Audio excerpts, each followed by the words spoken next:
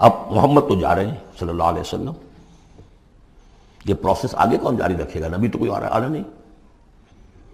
لہذا حضور نے کہا خطبہ حجۃ الوداع میں، قد ترکت فیکم ما ان تمسکتم بہ او اعتصمتم بہ لن تضلوا ابدا کتاب اللہ۔ میں چھوڑ کر جا رہا ہوں، یہ محمد کے قائم مقام ہے، یہ قرآن، یہ عصائے موسیٰ سے 100 گنا بڑا معجزہ ہے۔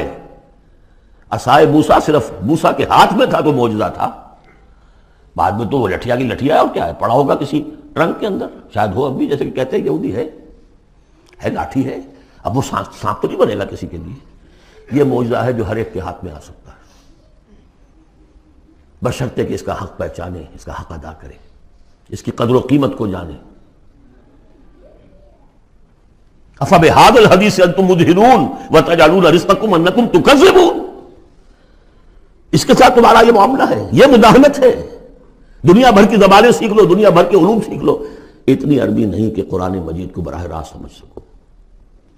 اور اگر یہ قرآن تمہیں پوزیس کر لے گا تو خدا کی قسم کھا کر کہتا ہوں کہ کسی اور کام میں دل نہیں لگے گا آپ کا۔ یہ کیا کام ہے؟ گھس گھس گھس گھس گھس کر کے تنخواہ ہو گئی 30,000 40,000 50,000 تنخواہ لے کے آ گئے، بس یہی ہے۔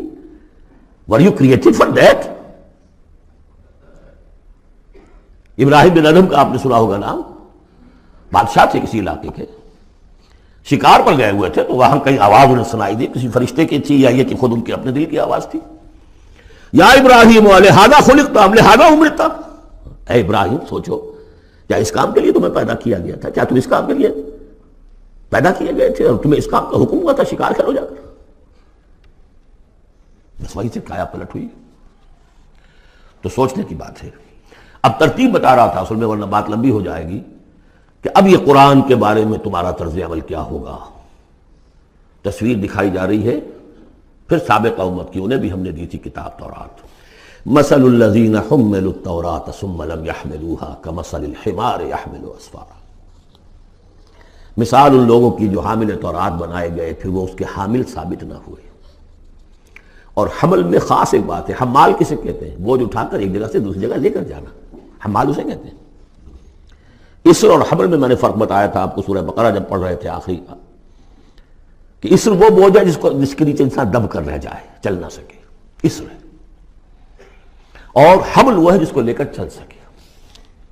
اب عورت کا بھی حمل ہوتا ہے، وہ لے کر چلتی ہے، بہرحال جب ایڈوانس پریگننسی ہوتی ہے، دکھ تو ہے، تکلیف ہے، وہن علی وہن تو ہے، چل سکتی ہے، اسی طرح حمال ہے، وہ لے جا رہا ہے۔ تو حمل التوراۃ، یہ اللہ تعالیٰ جس کو کتاب دیتا ہے، حامل بناتا ہے، اس کے ذمے سے پہنچاؤ۔ لتبیننہ، تمہارا فرض ہے اسے واضح کرو، اسے عام کرو۔ یا اہل القرآن، حضور نے فرمایا ہے قرآن والوں، لا تتوسط، ایک ذہنی سہارا ہمارے پاس اللہ کی کتاب ہے، 40 من سونا ہم نے لگا دیا ہے اس قرآن کو تاروں سے لکھنے پر، معلوم ہے آپ کو، رکھا ہوا ہے ہمارے ہاں، ایوبی دور کی یادگار۔ بہرحال قرآن مجید کے حامل بنائے گئے تھے اس لیے کہ اوروں تک پہنچاؤ۔ ثم لم يحملوها، انہوں نے نہیں اٹھایا، کمثل الحمار، ان گدھوں کے مانند ہیں، يحمل اسفارا، جو کتابوں کا بوجھ اٹھائے پھر رہا۔ مکالمات فلاطن بھی لکھ دیجئے آپ، باندھ کر گشڑی رکھ دے، انسائکلوپیڈیا برٹانی کا پورا رکھ دے، گدھے کو کیا فائدہ اس سے؟ مثل القوم الذین کذبوا بآیات اللہ، مثال اس قوم کی جس نے اللہ کی آیات کو جھٹلایا، بے حساب، بہت بری ہے۔